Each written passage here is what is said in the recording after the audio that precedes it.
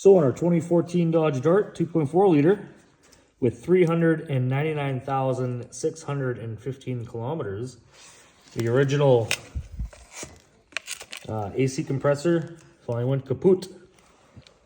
Failed the actual clutch, and then need a replacement. So the customer trying to save themselves some money, because these are expensive from factory and from most aftermarket, decided to get a good used one. No idea what the mileage is on this one, but everything seemed okay. Everything checked out, filled it with oil, and installed, charged the system, ran it for about 30 minutes.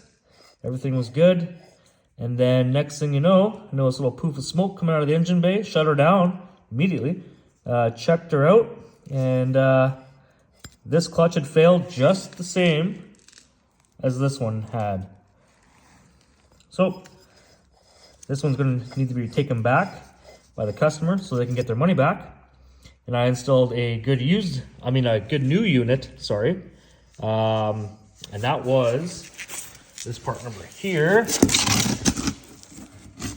198302. It's got 2-year, 40,000 kilometer warranty, and she's in there. She's happier than pig and shit.